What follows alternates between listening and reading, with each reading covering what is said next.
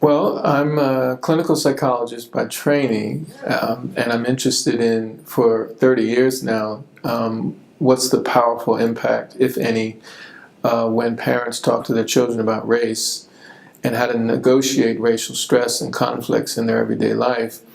And since that, I've realized that children are just as powerful at influencing parents, and that social media, teachers, and other folks in communities also have communications, nonverbal and verbal, about race that influence how people see themselves, feel about themselves, whether they feel confident in the world, whether they actually can speak their voice when other people disagree with them. And so we've moved from just the practice or art of talking to children about race to how do you develop a skill set that allows you to both regulate emotions when somebody's harassing you, as well as still keep your voice so you can be assertive in academic and social spaces and not internalize the negative hostility that comes from other people.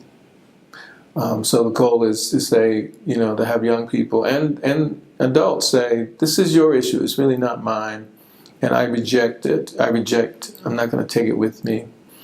And we think that affects health outcomes in the long run. And what is the genesis of the passion that you have for what you do, and how do you sustain that passion? Sure. Well, it starts with my own family growing up, and even my own sons. I have two boys. My oldest, Brian, is 27, and my youngest, Julian, is 13. And growing up in the family we grew up, my brother Brian, who is younger than I, and my sister Christy, we grew up in a family that talked a lot about race. My mother was very active in the community regarding injustice, and she was the only black worker in a voting poll in southern Delaware, and she would advocate for voting for poor folks. And so we saw her in very activist positions. She was the only civilian EEO officer of color that was fighting for black and brown servicemen and their families in the Air Force in Dover. So she was used to being, as a civilian, challenging officers around injustice. And so in a family, and a father who was very spiritual. So the combination of her sort of social activism, racial activism, and my father's sort of spiritual prayer life, sort of a clashing at times, but also in a both-and way. They had different styles. So I talk about him as somebody who believed in spiritual care and health, and my mother was also, as a social activist, she was also a Christian. She just believed. My father believed in praying before conflict. My mother believed in praying after. So there are different approaches. I think pushed myself and my brother as well to be thinking that you need to be prepared, but also you've got to figure out a way to act, not just process. If that makes any sense? Yeah.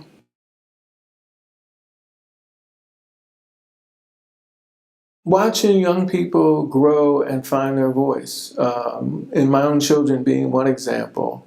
I mean, we always kind of think of young people as butterflies to become, and so watching them come out of their cocoons, either standing up for themselves, to blocking the kind of hostility that many of them are facing, that is exciting. Believing, as a therapist, we try to integrate different kinds of therapy in our work. So we think barbers are great therapists in black community. We think coaches can be great therapists. You don't have to be in a therapy room to get therapy.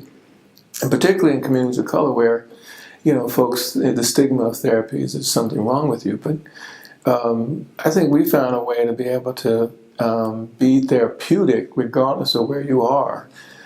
In school, when the bell rings, you could, between the one class and another, a lot can happen. You can break up in a relationship, you could start a new relationship, you could get hit upside the head, you could get kissed, you could get a lot happening in 2 minutes when the bell rings. And so our argument is, can you also provide healing in that time as well? And watching young people figure out who they are, that is really powerful.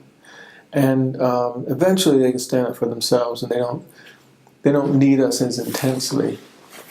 So that's what keeps me passionate.